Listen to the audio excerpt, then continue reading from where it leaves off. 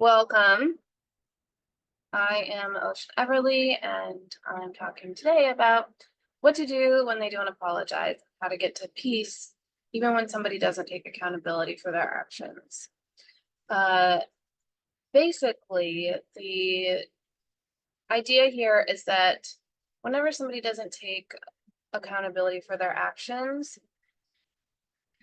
we get to turn our attention away from what they're not doing and turn our attention towards how we're feeling. Because the truth is that the thing that you want to change is not how they treated you. It's actually your internal experience of how they treated you.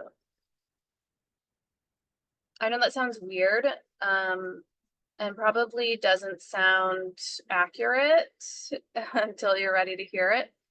But that is really the truth, because the thing is, we're never going to be able to control everybody and how they treat us. So we're better off focusing on what our experience is of however somebody treats us and feeling the emotions around the experience. I think oftentimes we either stay in anger or resentment, or we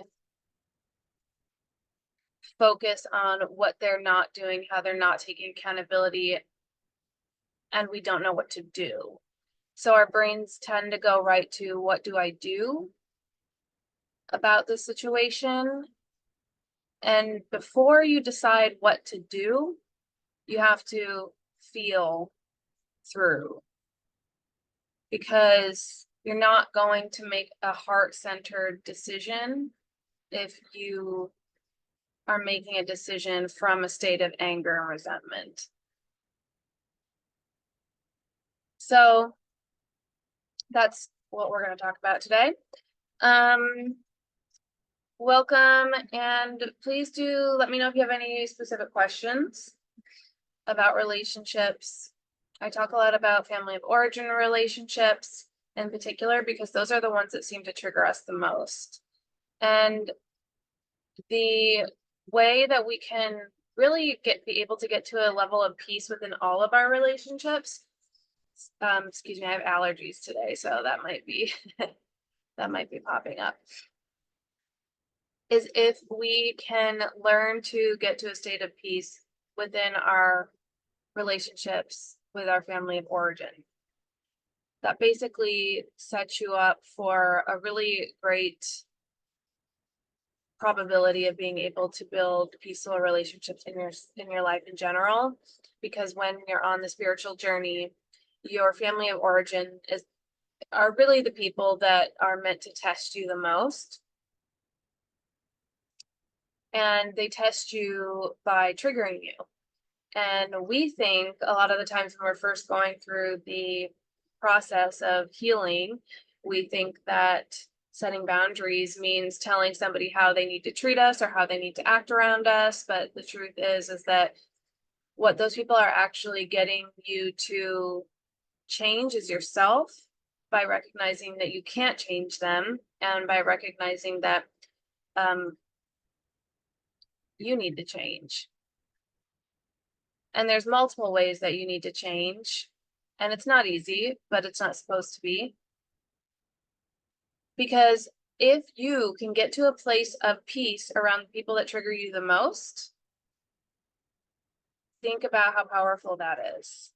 That essentially means that nothing and nobody could ever get to you, because the people that get to you the most can't get to you. So whatever it is that you meet in your life, you have the confidence then to be able to meet it, because you know how to overcome whatever obstacle exists. So I think it's actually really important to be able to learn the skill of being able to teach yourself how to be in a state of peace around the people that trigger you the most, because that's really the skill that's going to be applicable in everything in your life. And once you achieve the level of peace around the people that trigger you the most, even when they're doing the same behavior, by the way, this does not mean that the people have changed in any way. It means that you got into a place where you don't allow it to affect you.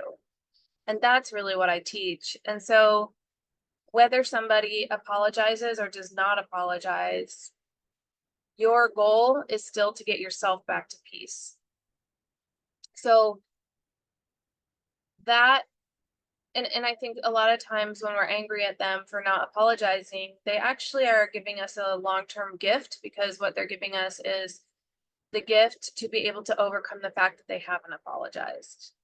And that's a gift, because when you can learn the skill of being able to get to a place of peace after somebody hurts you and then doesn't take accountability for it, and this doesn't mean that you cut them out of your life.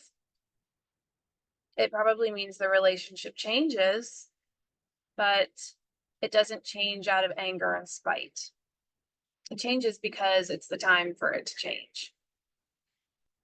And this scenario, whatever it is, the scenario that you're in, is probably the thing that is pushing that change, because that person is meant to teach you this lesson. And I think that's sometimes where we get a little bit mixed up, because we think that people are, that some of our lessons are supposed to be about other people changing, when they're really about us changing in some of the hardest ways. Hey, Joey, good to see you, my dear. Welcome back. Thank you so much for the likes, my dear. And please let me know if you guys have questions as we go along, or situations that you're struggling with, because I can guarantee other people are going through similar situations. But that's really the crux of it. And those are the skills that I teach, are the skills to be able to get to peace, access a state of peace, no matter what the situation is, no matter who's involved in the situation. The reason why I talk about family of origin so much is because your family of origin are the ones that tend to trigger you the most. So if you can learn how to get to a state of peace around the people that trigger you the most without them changing anything, then you have the superpower. You have a very powerful superpower where you build confidence in yourself that you actually don't need anything around you to change at any point in your life in order for you to access peace. So it's not that you have to control the scenario of your life. It's not that you need to control anything around you. It's not that anything needs to be different than it is for you to access peace. You can access it at any time, and you can choose it. So that's really the skill. And that's what I'm so passionate about teaching, because I think sometimes we think if this person would just change, then it would be better. If this situation would just change, if I just had more money, if I just lived in this type of place, if I just was able to get a better job, if I was just able to rest more, it's like we always think that there's something that needs to change around us for us to access that level of peace. And specifically, I talk about relationships. So within a relationship dynamic, we often are trying to wait for the other person to change their behavior in order for us to access peace, not realizing that the lesson in the relationship is that we need to change in order to learn how to access our peace. Right? So what questions do you have, my dears? Let me know what types of questions you have about relationships. And by the way, once you learn this skill, you actually don't need to put an effort into forgiving this person, because the thing that you're actually looking for from them is to be seen, heard, and understood, for them to be able to hear your pain, and therefore to feel that you've been seen, heard, and understood. You're looking for a level of compassion that they've probably already demonstrated they can't give you. It's not always the case. Some people, I guess it depends. Some people will be able to hear you, but I'm talking more about family of origin people that trigger you. So in that case, it's more likely that this person is a part of your original trauma. It's likely that this person is somebody that's hurt you many times in the past. And so it's unlikely that you're going to be able to feel really seen, heard, and understood by them. And what fuels your anger is that they never could see, hear, understand you. And then once you start expressing yourself, they still can't see, hear, and understand you, and you still get hurt. So you're sitting there trying and trying to change the relationship, trying to feel seen, heard, and understood with somebody who never could do that for you in the first place. That's actually not their role in your life. So the change is not with them. The change is that we learn the skill to see, hear, and understand ourselves, and to create certain spaces in our lives where we feel seen, heard, and understood. And guess what? When you do that, you realize that you don't need them to see, hear, or understand you. You don't actually need them to apologize. And forgiveness comes when you can have compassion for them because you know that however they acted was out of their own wounding. And so it's not, forgiveness is not something that you like make an effort to do. I mean, you could set that intention and set that intention for yourself, but really it's something that just comes along as you see, hear, and understand yourself. It's a natural part of the process of you learning how to support yourself. Okay, let me see. Joey, I think said something. Okay, it's hard to let go. It's hard to keep my mouth shut and not bite when my family wants to argue. Yes, my dear. And that's actually a great example of a situation where you could set a boundary. And I talk about this a lot, and I don't specifically have it in the prompt today, but boundaries are not rules that you make for other people. So you don't have to control how they act around you. You don't have to control if they try to like bait you, or if they, say something controversial. The boundary comes in when you have recognized that they can't change in that way that you want them to change. And so you are going to make promises to yourself about how you'll show up with them, because you now realize that they can't do the thing that you want them to do, right? They can't change in that way. So boundaries could be, okay, so it's not just about shutting your mouth, it's about supporting yourself through those situations.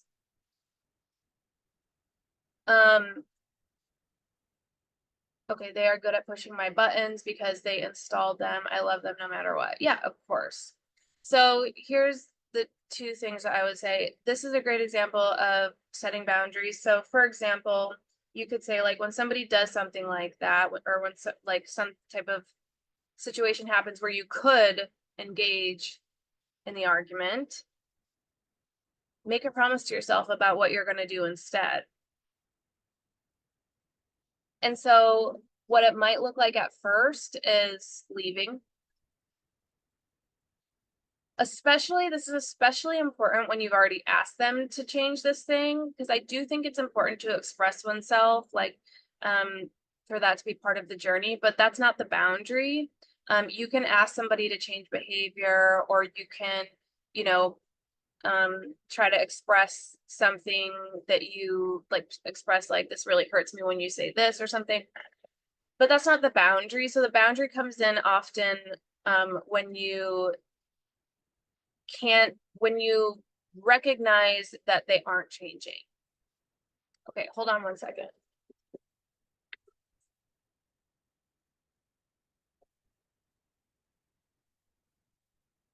Sorry, friends. I just realized that I had the air conditioner on this whole time, and it's probably really loud for you. I don't know if you could hear that. But anyways, so yeah, you could set that type of boundary. Another type of boundary that you can set is you can decide how often and what circumstances, what context you want to engage with them in. So maybe there's a certain person that is often like the instigator of these scenarios. Maybe you say, I'm just not going to like hang out with that person alone, or I'm only going to spend, 30 minutes around that person. Whatever it is, or maybe I'm just only going to go to like yeah, like family parties and where there's lots of people or whatever it is, you know, you decide how you want to engage with that person. That's also an example of a boundary, so that at least you cut down some of the access that they have to you. But in the meantime, you do have to work on the skill set of being able to feel your feelings, because it's not that those triggers just go away. It's not that you just like take access away from them and then all of a sudden you're like good. You do have to then be able to work through the hard feelings that come up. And Joey, I do have um a YouTube now where you can see I don't know, I think you've been here probably sometimes when I've done some of the like feeling of feelings practice, feeling anger and rage practice, or the energy protection practice. So those are all posted on my YouTube. You can check those out. And and I would say feeling of feelings is the one to start with, because the thing is we need to, even when we set the boundary, let's say somebody says something triggering and you've made a promise to yourself that you're not going to engage, because that always makes things worse, doesn't it? You don't ever leave that situation feeling like, oh good, that was resolved or that went really well. Like that doesn't happen, right? Okay, great, Joey. Yeah, I'm so glad to hear that I've helped you, and you're so welcome. Yeah, check it out. I don't know if we'll do the practice this evening, but it's possible. We'll see how things go, or if other people have questions. Please do share your questions if anybody has one on relationships, on your family of origin, on what is troubling you, in terms of your relationships in your life. Ooh, thank you. Thank you, Joey, my darling. Oh, that's so cute. So yeah, even when you like you promise yourself you're not going to engage, right? And so you don't engage. Like the most important thing about a boundary is that you honor the promise to yourself. So if you tell yourself, all right, it never feels good getting into an argument with these people, I can't change them. So instead, for right now, my boundary is that I'm not going to engage, going to leave. And then when you leave, you also have a plan, you also have a tool of what to do with the feelings, because whether you leave or don't, like you still have like kind of the anger that comes up, or maybe the fear or whatever it is that comes up, that you know that you can feel the anxiety or the energy in your body. I think when you engage in an argument, that's just like that energy coming out at them in not a very helpful way, because you're just like matching their energy, right? That's like not a good energy. But when you leave and you actually have a feeling of feelings practice, or a feeling anger and rage practice, where you're able to allow that energy to move through you, now you're really supporting yourself, because now you're not engaging in that unhealthy behavior. So you're proud of yourself, you feel more confident, and you feel like you trust yourself more to protect your peace. And sometimes protecting your peace means just walking away in the moment. But when you walk away, you also need a practice to be able to support the hard feelings that have come up. That's the second part of it. So no matter what you do once you leave, you still need to support yourself through the hard feelings that have come up. And then you're going to realize once you do this over time, you're building so much trust in yourself. You're actually reparenting yourself, first of all. And secondly, you're building so much trust in yourself.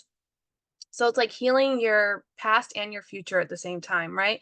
You're reparenting yourself by allowing yourself to feel the hard feelings that come up that you probably weren't allowed to feel as a child.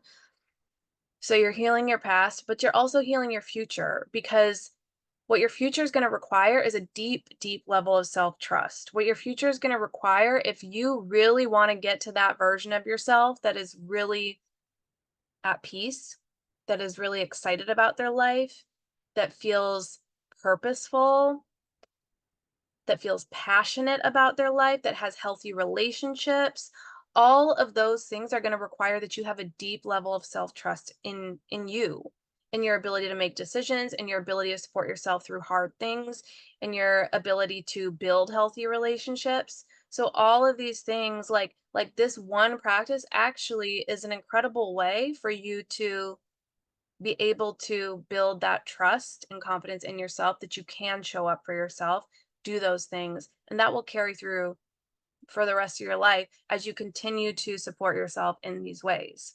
And by the way, even in setting boundaries and taking access to yourself away from certain people, that's also a great act of self-love that builds self-trust. Because now you're saying, like, I actually don't feel comfortable engaging with this person in this way. I don't want to cut them out because I love them. And I personally am not a proponent of cutting people out of your life unless you're really in danger. I think that there's a lot to be learned about being able to tune into what's really true for you about how you want to engage in that person and feel more empowered in choosing that and then taking action towards that to be able to change the relationship to one that feels more supportive for you. Um, but the whole journey is really about recognizing that in all of this, everything that I've described so far, do you notice how everything that I've described doesn't, I didn't say at all that the other person changed. I said everything that I described required only that you change.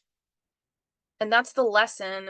That's one of the biggest lessons that our family of origin teaches us is that it's not on them to change for your comfort. Even the people that have hurt you the most, even the people who you've told that they've hurt you, and you think that that should be enough for them to change because they've already hurt you so much, it's still not their responsibility to change. That's still not the lesson that they are here to teach you. And oftentimes, this is actually the lesson. The lesson is, oh, I need to change. And in this journey, in this process, you step into your own power. By choosing how you interact with people, you step into your own power. By choosing to take access to yourself away from certain people to protect your peace, you are stepping into your power. By learning the practice of feeling your feelings and making sure that at any time you know how to support yourself through hard things that come up, you are stepping into your power and empowering yourself towards the life that you actually want. So sometimes the hardest people, the most challenging relationships, the relationships that have the most tension in them are the best teachers because once you learn the skills, once you learn that you can be at peace around them, and eventually perhaps even enjoy their company because you've decided how to engage with them and you've supported yourself through the hard feelings and you've gotten to a place where you don't expect them to change anymore and you've gotten to a place where you actually can have compassion for them. Whew. Well, that's freedom. That's peace, and peace is freedom. And that, by the way, is also forgiveness. But you really can only get to forgiveness when you've taken so much power and so much accountability for the way that you're living. You know, we get mad at them because they're not taking an accountability for the way that they are showing up. But it's funny because it really is more important for you to start taking accountability for all these other ways that you're showing up that you haven't maybe thought about. The ways that you're maybe giving too much access to certain people. The ways that you're maybe engaging in arguments or engaging in unhealthy behaviors because it's what you're used to or because your ego wants to, and then it never feels good after. Or the ways in which, you know, you're not acknowledging your feelings because you don't know what to do with them. So you're just kind of like putting them to the side. There's so many ways in which we can take accountability for our own lives that actually change our experience of our life. Thank you so much, Joey, my dear, for all the likes and for the great comments too. Good stuff I needed to hear. I don't always like changing. Sometimes I only do with doubtful faith. That's interesting. Well, you know, this is a process and it is a journey, so it happens over time. And the truth is that every single time you choose your peace, every time you choose to not engage in an argument, for example, every time you choose to just leave the conversation or the house or whatever, that is you choosing you. So really faith,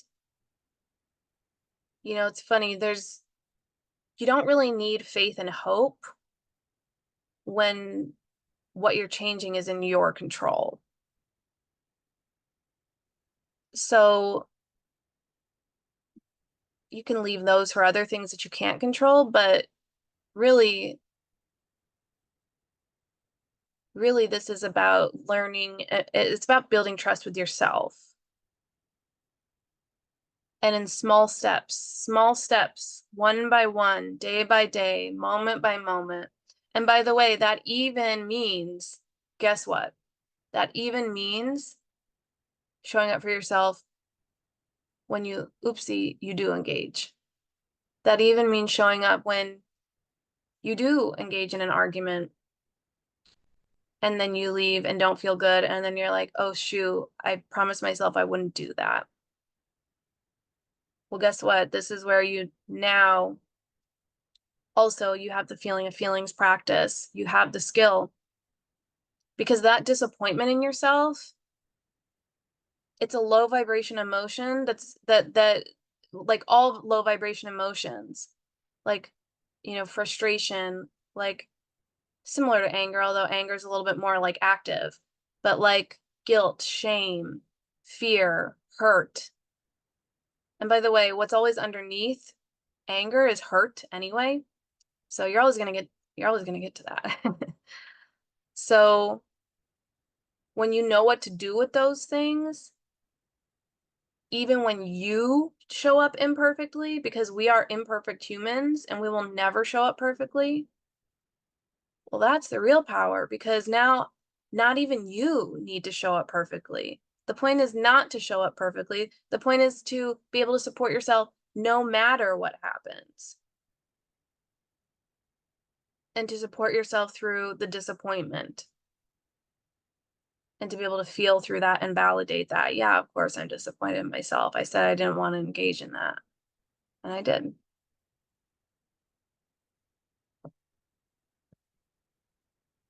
And I also know that I don't have to be a perfect person. The thing is, people don't know what to do with that disappointment, so they run away from it. And then that disappointment turns into shame. And then you sit with that shame for days, weeks, months, or years. And you manifest your life subconsciously through that energy. And you don't build the life that you want. It matters having a skill to feel your feelings. So please check out my YouTube at Feeling of Feeling at Ocean Everly. It's in my bio, and you can check out the Feeling of Feelings practice as well as the Feeling of Anger and Rage practice. Maria said, thank you for sharing. I needed to hear this for the reminder because I've been struggling. Yeah, my dear, I'm sending you lots of love. Please feel free to share any more if you have any specific scenario you want to bring to light, Maria, or anybody else that you want to talk through, because I can guarantee you other people are in the same boat and that we're all learning together. Joey says, stop being a people pleaser can feel very wrong all over. It takes faith and commitment. Yeah. I think it takes commitment. Again, maybe we have different understandings of what the word faith means, but I don't think it takes faith. I just think it takes commitment to using the tools that you have and to keeping the promises to yourself. Yeah, and that brings up a good point because, you know, some like through this journey, some of the changes that you make are gonna feel really, really uncomfortable.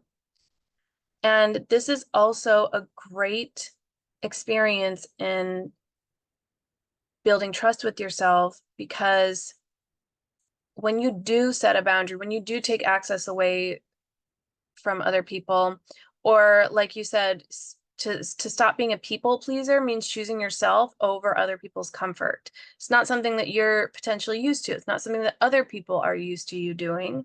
So when you do start removing that access to yourself, people are going to push back on that. And so again, you need a skill to be able to support yourself through the hard feelings that are coming up, because you're going to be scared. Fear is a part of this journey. It doesn't mean that it's the wrong decision. Guess what? Guilt is a part of this journey, and it doesn't mean that it's the wrong decision. And this is where like really we start to get into the weeds, which is really what we need to do, because we have to learn how to discern the right thing from the wrong thing. And by that, I just mean the right thing for us in that moment. I don't believe that there's really ever like a right and wrong decision. There's just the decision that we make. But I do believe that we can feel in our bodies what is right and what is wrong. And sometimes I know that some people will make a decision and then they'll feel really guilty about it and they'll go back on it. Or they'll get really scared and like change it. But that's exactly when you need to stick with it, because you need to trust yourself. But it doesn't mean that you just ignore the fear and ignore the guilt. I think that's why sometimes people go back on what they've said they were going to do, because here you are filled with fear, filled with guilt, because you've, taken access away from certain people in your life, and they're like pushing you like, hey, why aren't you picking up the phone, or why aren't you talking to me, or why are you pushing me away, or what's going on, or they're like they're not getting it. And then you're feeling like all this pressure, right? Oh my God, they want me to show up. I'm disappointing them. I don't know what to do. What if they leave me? There's all these like, these are all of like it's going to trigger a lot of the inner child wounds that are going to come up. It's probably going to trigger some like abandonment wounds. You're going to be scared that they're going to abandon you because you're not pleasing them, right? You're pleasing yourself. And so this again is where feeling a feelings practice comes in, because you need an outlet to be able to feel the feelings. You need you need a skill set, you need a practice that you can turn to for when those feelings come up. Or you probably are going to go back on what you said you were going to do, because you don't have any other way for dealing with that.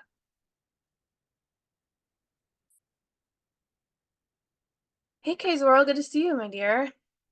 I got so angry today, just hopped on. I didn't let anger take over me how I used to, though. That's great. Good for you. You can check out my feeling anger and rage practice if you want on YouTube. It might be helpful. I don't know if you did that already. These girls in the gym were laughing and being disruptive, but I made a friend with the person I stood up for, and we aligned, so I feel like keeping my composure and still addressing them was new. That's amazing. Good for you. That's huge. Good for you. In situations like that, it's amazing that you kept your composure, and that you did what you felt was aligned for you, and that you also made a friend in the process. And it doesn't mean that still like those feelings don't linger, right? Like the anger, it lingers. It stays in your body because you haven't necessarily moved the energy through.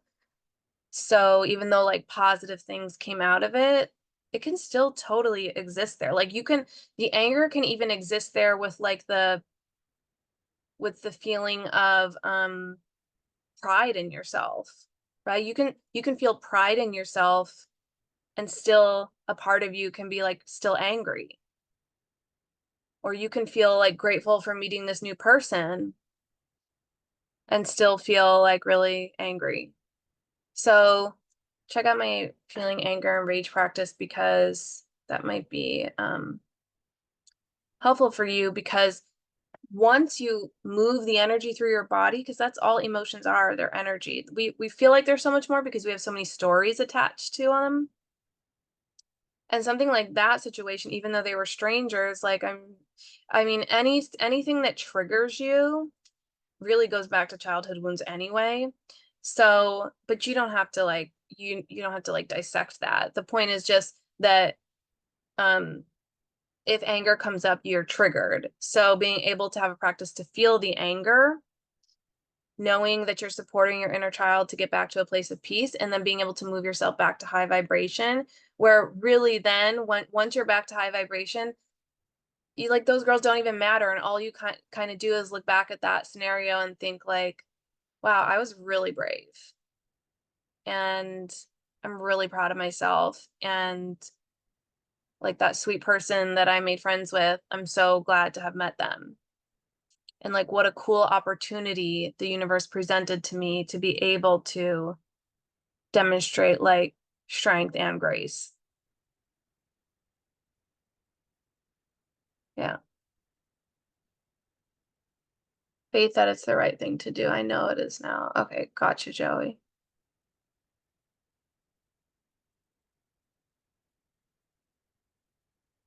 Uh,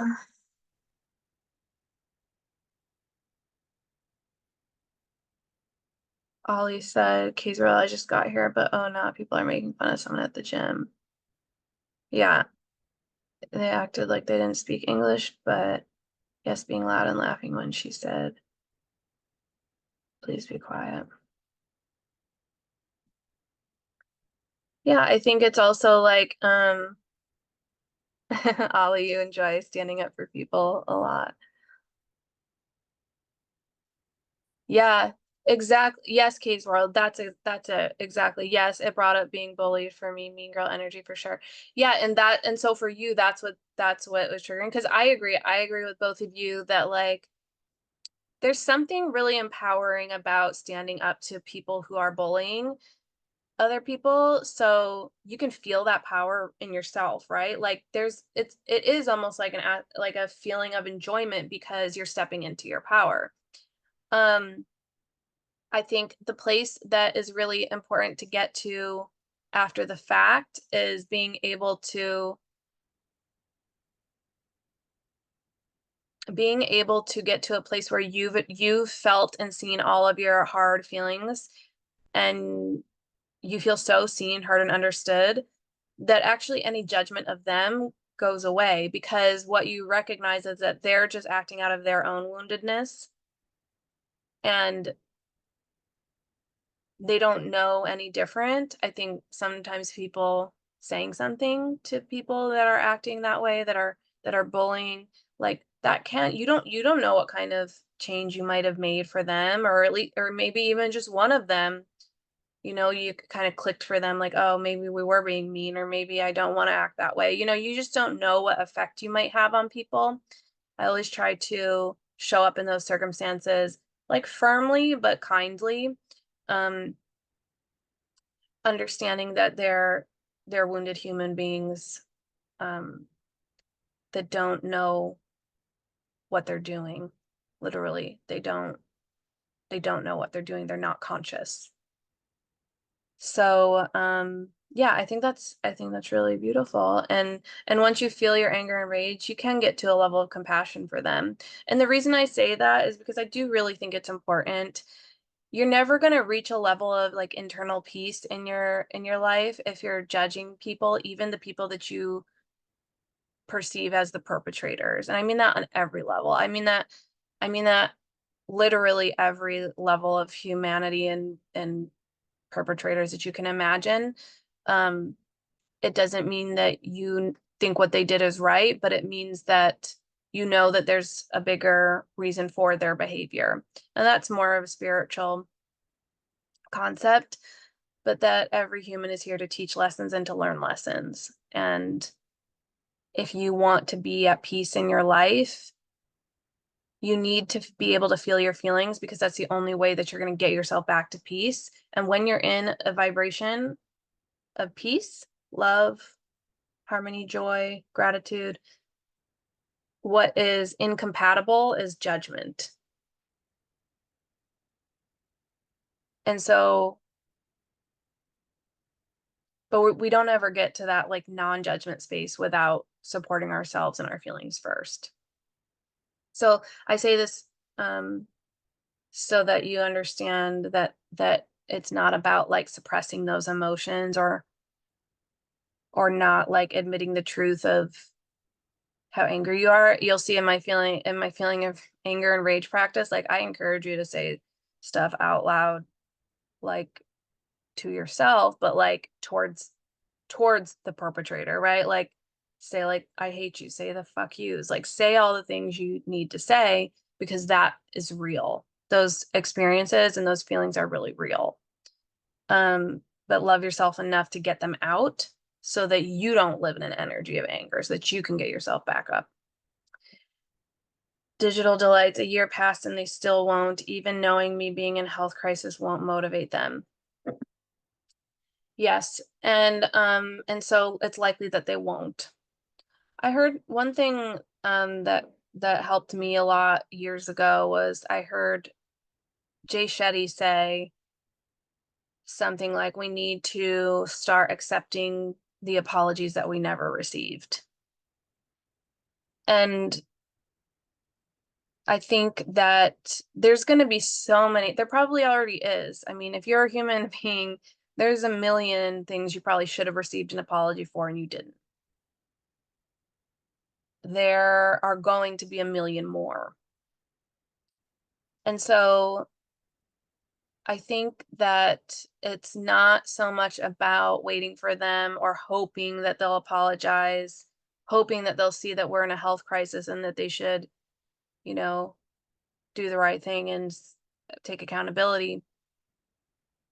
But it's about helping ourselves through the hard feelings that they haven't apologized, that they haven't taken accountability.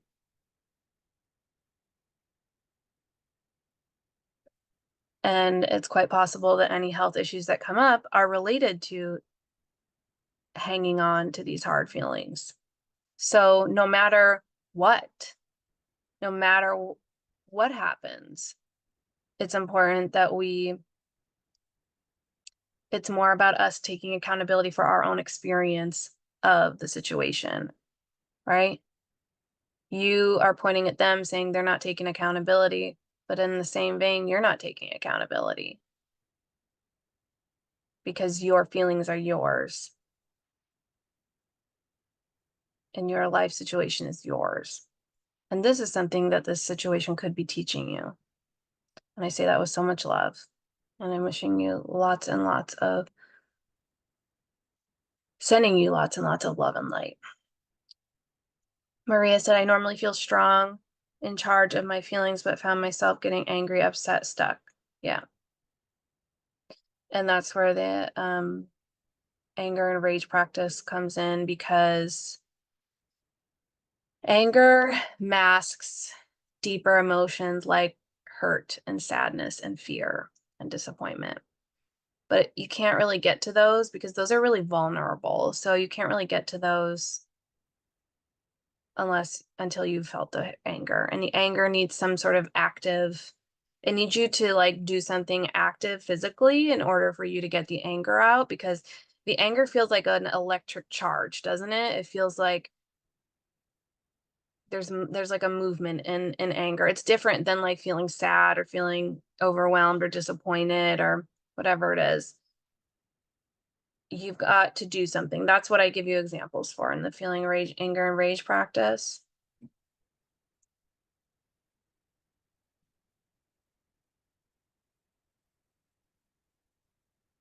Yeah, exactly, my dear. You did your best. That's all you can do. Thank you, Maria, for sharing the live. Oh, thank you, Kay's World. You don't even want their apology. Okay, but just make sure I can't buy anything with an apology. That's so funny. Yes, well, just make sure that you feel through what's coming up for you, even if you don't need an apology, or want one, I should say. Some people never change. We are only draining ourselves to try to change them, or our apology. Yeah. I mean, I agree that it's gonna drain you to try to hope for the type of change you want. I think that everybody actually is changing. Everybody's actually changing all the time, but it's rare that somebody will change in the exact way that you want them to change. Right? Like it's rare that somebody that hasn't taken accountability in the past is gonna all of a sudden take accountability. So, mm, yeah. So then that's more about us changing our expectations of them, our interactions with them, how we engage with them, and choosing ourselves and our peace. Yes, Kay's world, exactly. Dis-ease. Okay, Kay's world, no worry, my dear. Exactly. We lead by example. That's something that we were talking about last live too. What was it?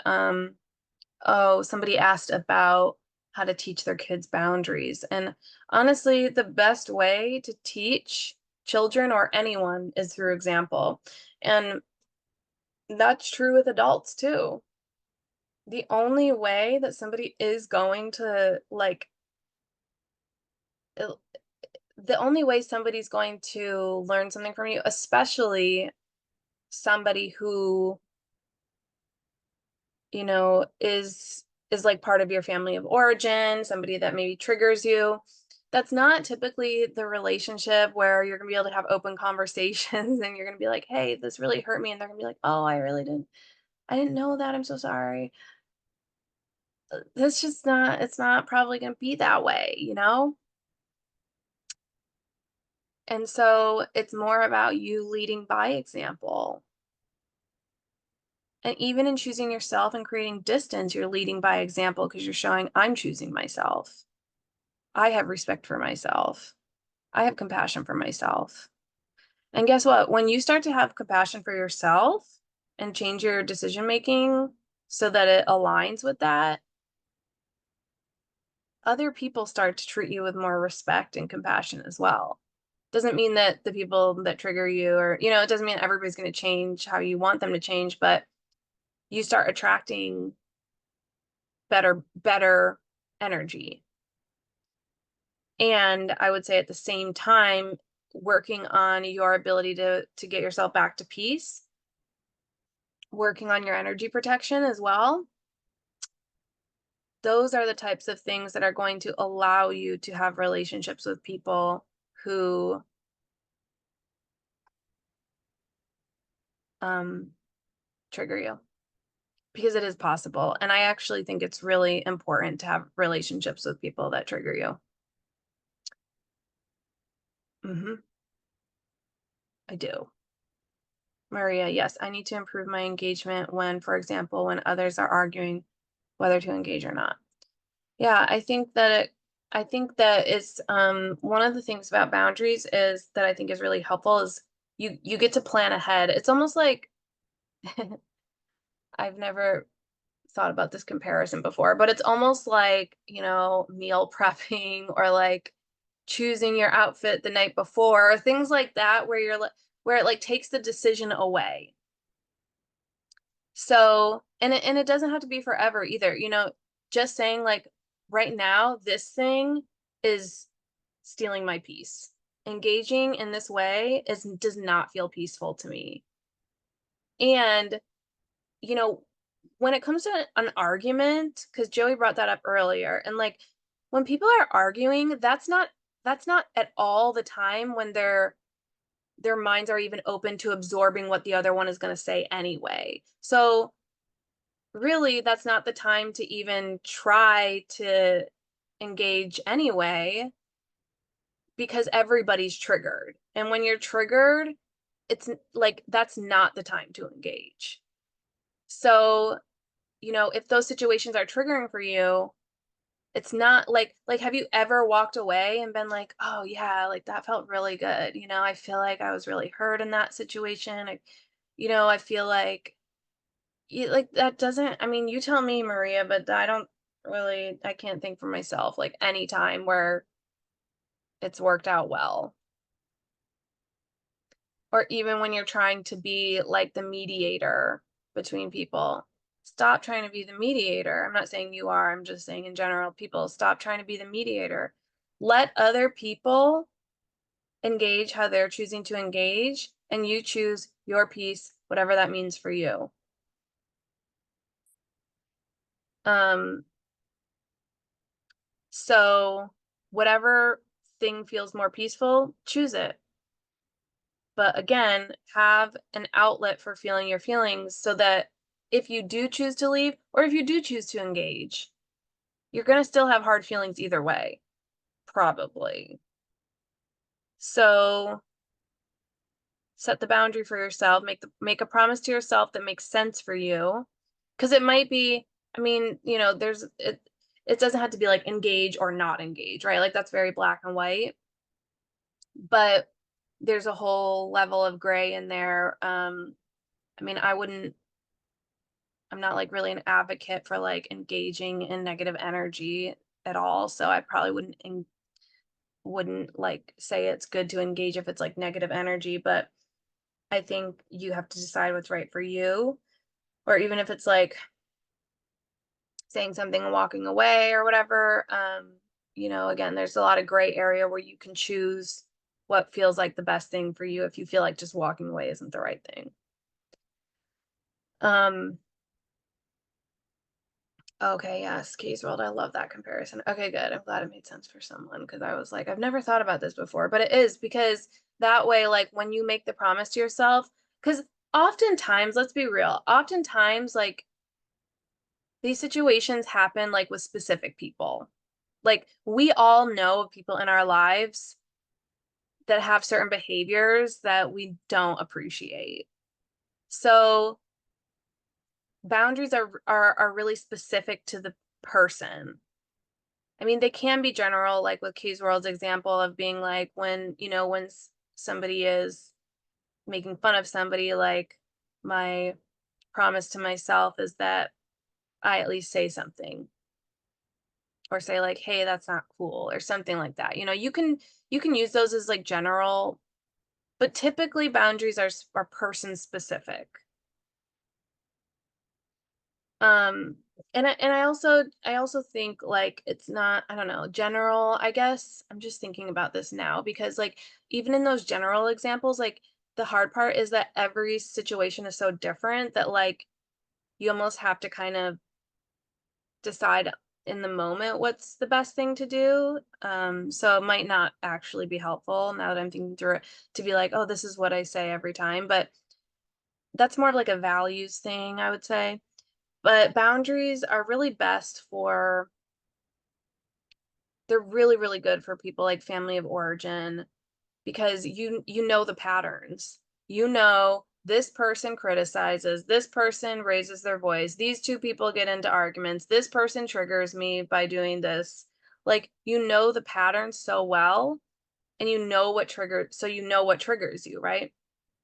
So in those cases, like being like recognizing, oh, it really doesn't feel good when I argue back or when I engage. And some people out of their own wounding will sort of bait you, try to get a rise out of you, and it's really frustrating. But it's also their wounding, and oftentimes it might seem like they know what they're doing, but oftentimes it's a like kind of a coping mechanism that they don't actually like realize they're doing. It feels really manipulative, but they don't actually like have consciousness that that's what they're doing, but they're doing it because that's helped them in the past when they haven't felt safe. So it's more so figuring out, okay, this person does this, so this is what I'm going to do when that happens. Or this is the access that I'm going to take away from that person up to myself so that I am not in their energy so much. See what I mean?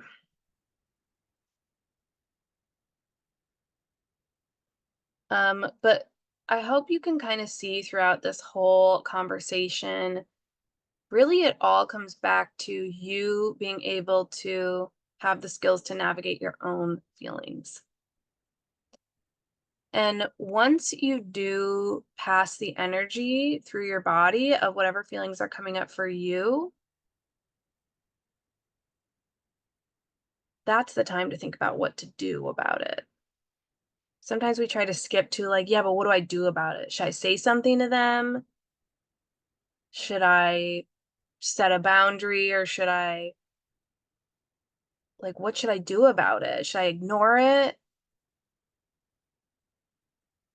And by the way, that, like, people not being able to move the energy through their body when it comes to hard feelings and then decide what to do, like, that's why people actually gossip, because they don't have a skill for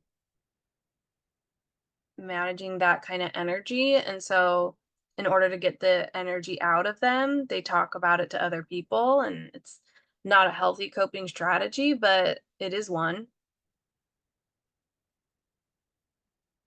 Maria said, true, it's best not to be a mediator during an argument. Hearing this clarifies what I have to do say.